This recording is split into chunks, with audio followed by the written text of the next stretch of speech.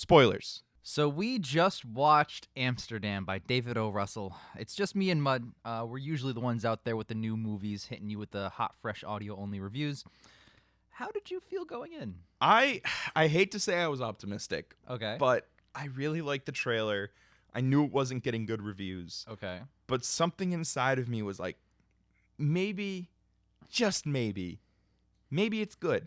Mm-hmm. You know, because I have a soft spot for stylistic films that don't get rave reviews. Sure. And the movie looked pretty stylistic. Okay.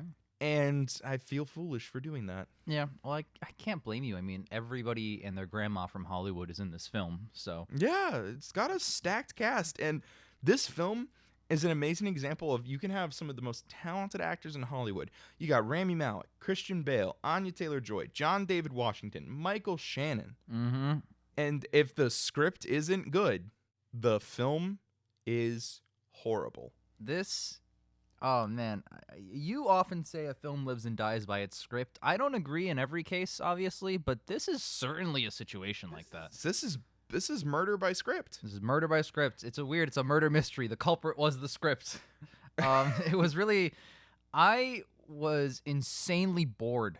I found none of the scenes, like the pacing of the scenes. I'm sure you're going to get into the pacing because you kept talking to me during the movie about it. But like a lot of the pacing of the scenes was like lethargic, and they reveal little to no information, but not in a creative way where it's like, oh, a little hinkling or red herring or something. It was just painfully... I know exactly what you're talking about, and I'm going to hit the nail on the head for you right now. Every scene was made up of micro scenes that were the same conversation rewritten over and over again. Mm-hmm. Like the best example of that is right at the beginning with the body. In the first 2 minutes, all of the information this scene is going to convey to you is given. This guy, this general guy, is the reason that Christian Bale and John David Washington's characters know each other. Yep. His daughter, played by Taylor Swift, wants the investigation into his death to go forward, even though people think it's natural causes, and they only have 2 hours to do the autopsy. All of the information in that scene is conveyed within the first conversation, and then they just keep repeating it. And it's like rookie screenwriter level, where John David Washington is like hitting him with the, as you know, Christian Bale, this man is the reason we met during the war. Yep. And then Christian Bale will be like, well, I'm a doctor and I don't want to do autopsies. And John David Washington goes, Meekins is the reason we know each other from the war. And it's like, I fucking get it. Yep. You know, you guys are war buddies. That's all that's conveyed fine. And there's a, what is it, like 20-minute long flashback? I want to talk about the flashback. That's one of the reasons that, like, I kept harping on the pacing is that, what is it, 30 minutes in, give or take? 25 minutes in, 25 I would minutes say. in. There is a flashback after these characters are already established to have known each other from, oh, the war, oh, this, oh, that, oh, whatever. They talk about how they saved each other's lives during the invasion of the Argonne. Then it actually freeze frames and has one of those, wait a minute, you're probably wondering how I got here, aren't you? Minutes Well, into this film. Let's go back to the start, and it just brings it all, like...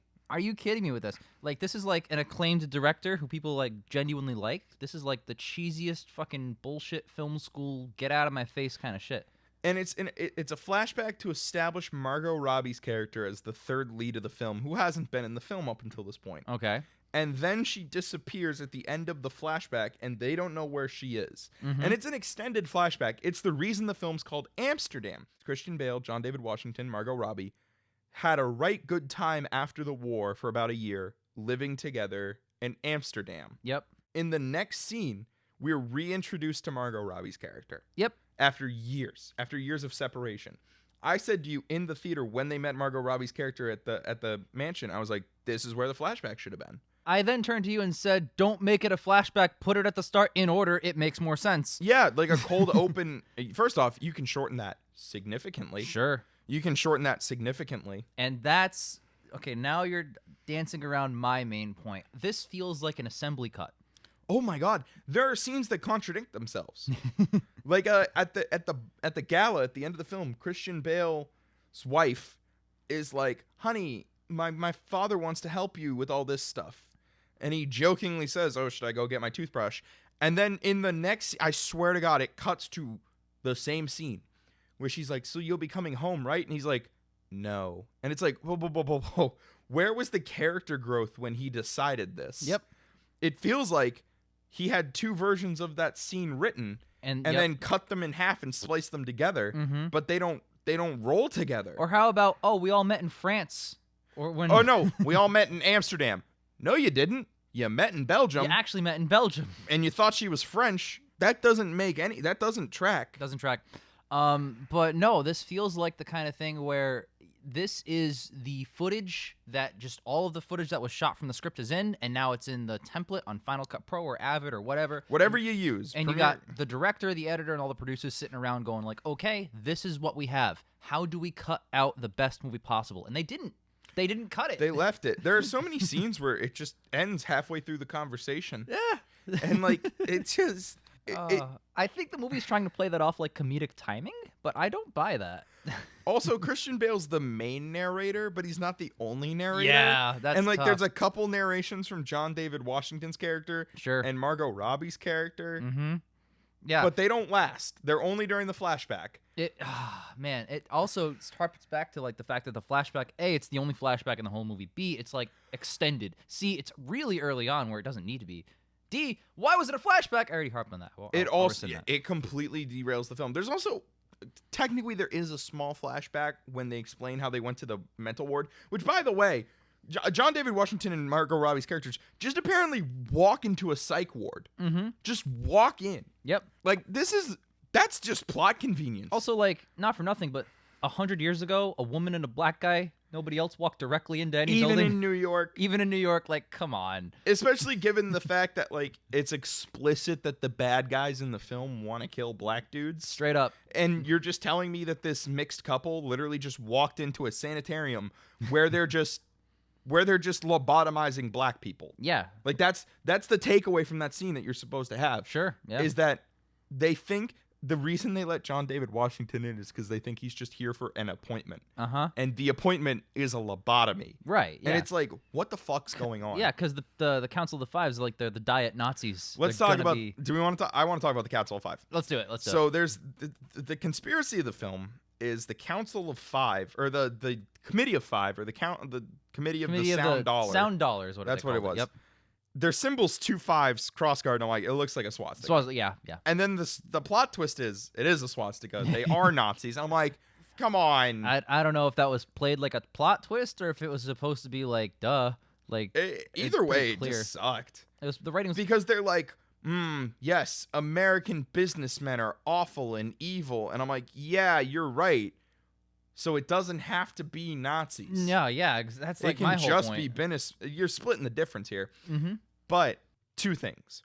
One, I fucking called it was Rami Malek's character during his fucking introduction. I hate to take smoke out of your ass or whatever the metaphor is, but it was really kind of who else would it be? You know what I mean? Like in that scene, it's the rich, powerful guy who's acting all creepy around the protagonist. It's The probably only him. other people I think it could have been would have been like Michael Myers and Michael Shannon's Yeah, characters. they could have conspired to. But like the second he was on screen, I'm like, it was Mike. Yeah. Okay. 2, actually, I have 3 things. 2, Rami Malek's the main bad guy, and he's talking about how he wants to align himself with Hitler. And I don't want to make it about race with casting. Mm-hmm.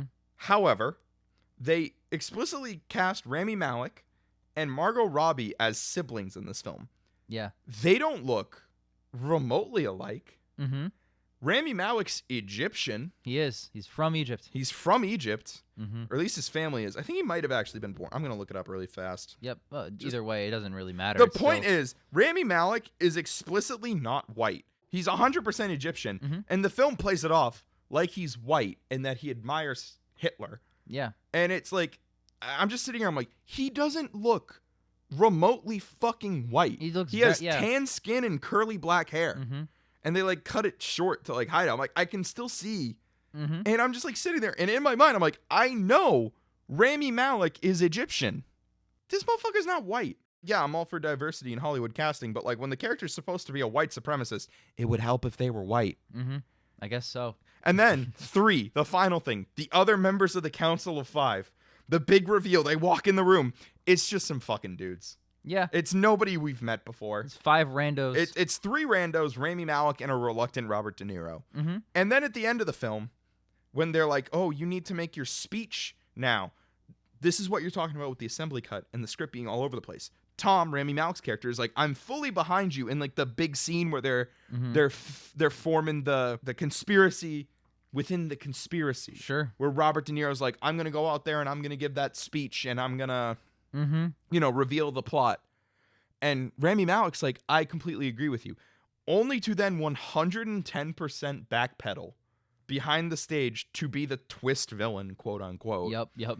At no point am I even remotely convinced that Robert De Niro's character is going to flip script. Mm-hmm. Like there's no there's no hesitation.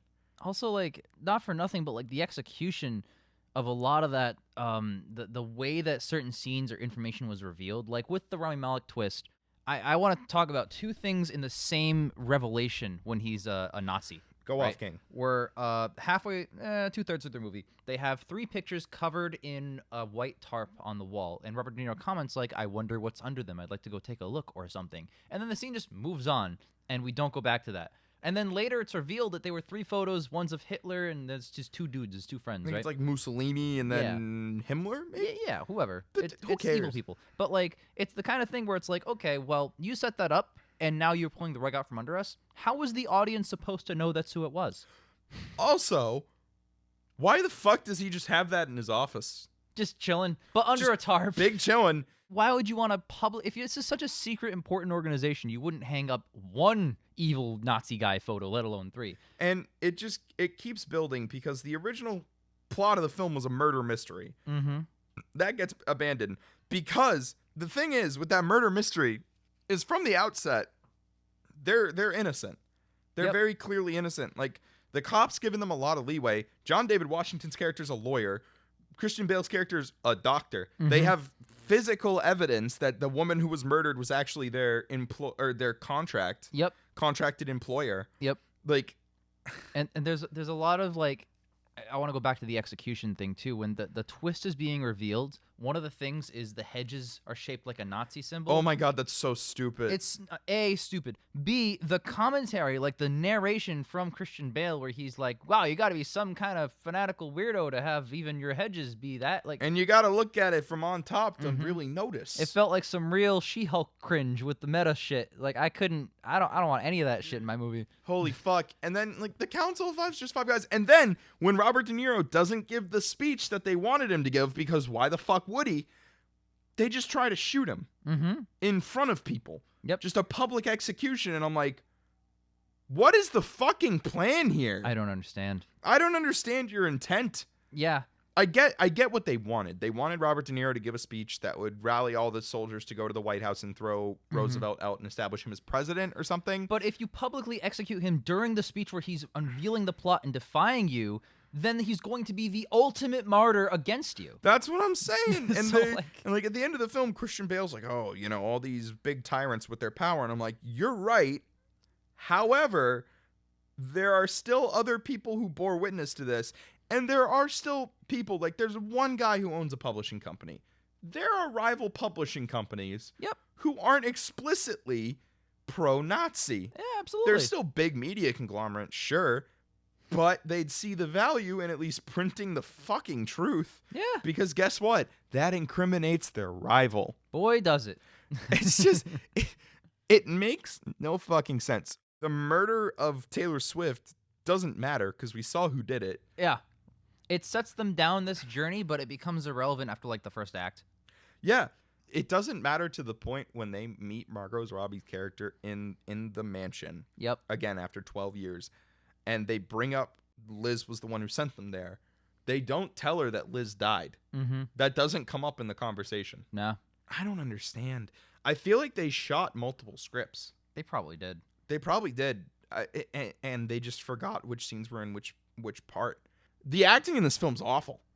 I would disagree. That's like the first thing we disagree on. I kind of like the acting in it, except Margot Robbie's accent kept slipping. Margot Robbie's accent kept slipping. I felt like John David Washington didn't know his lines. He had a lot of weird, like, deliveries. Like, in terms of, like, pacing out his sentences. I thought that was intentional because the character's kind of off a little. So Speaking of off characters, was that guy supposed to be autistic? Oh, the other cop? The other cop. I don't know. I mean, clearly he wanted drugs from Christian Bale. He wanted drugs. So maybe he was addicted, and that's what Maybe their he version was of an just- addicted person is?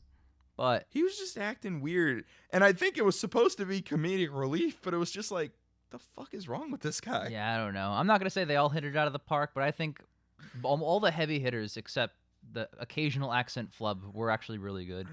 I don't think it's Oscar worthy, No, I don't think any of them, no. but I think they I all thought did. Shannon and Myers were both a little weak. Yeah, but they're barely in it. Yeah, They're in but like 3 scenes. there was no, I will find him. Yeah, the 3 scenes can be a lot of powerful scenes if it's not 2 hours and 14 minutes long. But Dude, holy shit. yeah. I think I've said my piece though. yeah, I think we're done here. Out Holy of fuck. 10, my friend. It's gonna be low. Mm. I said this to you when we left the theater. I think I might like Don't Worry Darling better. That is a take. That is a take. They're both awful. I believe Jokin would call that a clown take. Well, Joquin's a clown, so I'm Got him. if he wants to have opinions about new movies, he can join us at the fucking theater. I would say this movie is a 2. I really like the cinematography and the color grading and the acting and makeup and costumes. I'm also gonna give it a 2 for the exact same reasons minus the acting. Sure. I mean, let's take a second here. The makeup was outstanding. They Oh did a yeah, the fantastic job. prosthetics. Yeah. that Oh, was and the great. CGI work on Christian Bale's eye. Yes, Ooh, dude. I never so good. once saw a flaw. That was awesome. No, it wasn't. They even went out of their way to make the pupils Mhm. different dilations. Yep. And I love the way that like you can tell that like clearly the actor was moving his eyes normally, but they went in and digitally froze and composited a still eye for some shot. It just the little attention to detail like that. And that's why I say it can't be lazy. It's clearly a lot of people's time and effort went into it. Yeah. But yeah, no, I really appreciate those aspects of the movie. So don't see this film. It's Yeah. bad. Don't see this film.